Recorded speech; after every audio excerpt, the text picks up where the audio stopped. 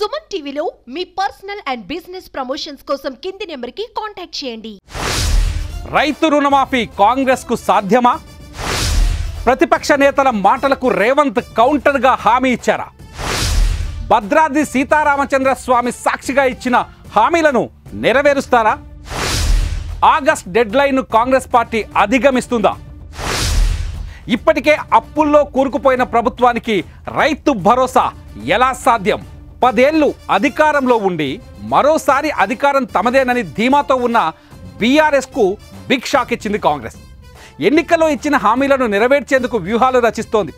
ఇప్పటికే 6 గ్యారంటీల అమలుతో ముందుకు వెళుతున్న హస్తం పార్టీ రైతు రుణమాఫీపై ఫోకస్ పెట్టింది. అయితే ఆగస్టులోపు రుణమాఫీ చేస్తామని భద్రాద్రి సీతారామచంద్ర స్వామి సాక్షిగా ఇచ్చిన హామీని సీఎం నిలబెట్టుకుంటారా? Watch this story.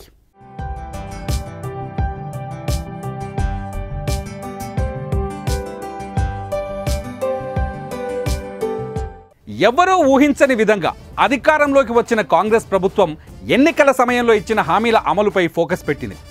6 గ్యారంటీల్లో భాగంగా ఇప్పటికే పలు పథకాలను అమలు చేసిన ప్రభుత్వం మరికొన్ని హామీలను అమలు చేసేందుకు కసరత్తు చేస్తోంది.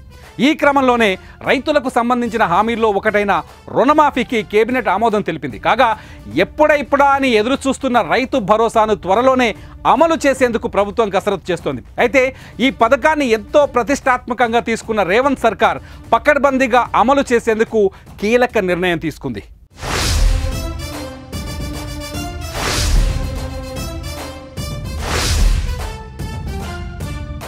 రైతుల రుణాలు మాఫీ చేయాలి అంటే ప్రస్తుతం ప్రభుత్వం దగ్గర అంత డబ్బు లేదు. దీంతో బ్యాంకు నుంచి రుణాలు తీసుకొని రైతుల రుణాలు మాఫీ చేయాలని భావిస్తోంది.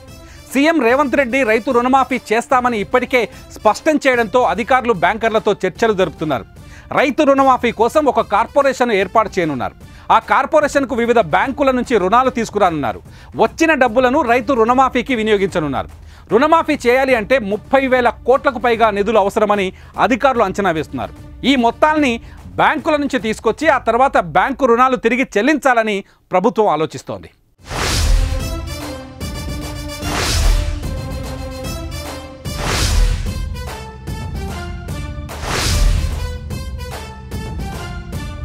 రైతులకు పంట పెట్టుబడి సాయం అందించేందుకు గాను అప్పటి బీఆర్ఎస్ ప్రభుత్వం రైతు బంధు పథకాన్ని తీసుకొచ్చింది.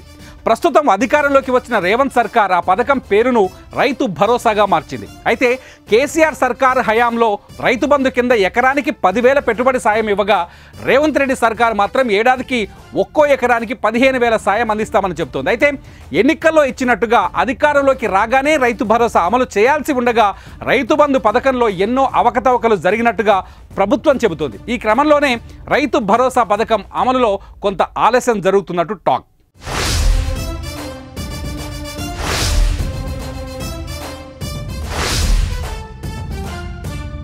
గతంలో ఇచ్చినట్టు రైతు బంధు మాదిరిగా పాస్బుక్ ఉన్న వాళ్ళందరికీ కాకుండా సాగు చేస్తున్న భూమికి మాత్రమే పెట్టుబడి సాయం అందించాలని, మరోవైపు రైతు భరోసా కోసం పరిమితులు పెట్టే యోచనలో కూడా రేవంత్ రెడ్డి ప్రభుత్వం ఉన్నట్టు తెలుస్తోంది. 5 నుంచి 10 ఎకరాల లోపు భూమి ఉన్న రైతుకే రైతు భరోసా ఇవ్వాలని ఆలోచిస్తున్నట్టు సమాచారం. మరోవైపు రైతులకు కేంద్ర ప్రభుత్వం అందించే పీఎం కిసాన్ యోజన పథకం గైడ్లైన్స్నే రైతు భరోసా పథకానికి కూడా వర్తింపజేయాలా అని కూడా సర్కార్ ఆలోచిస్తోంది.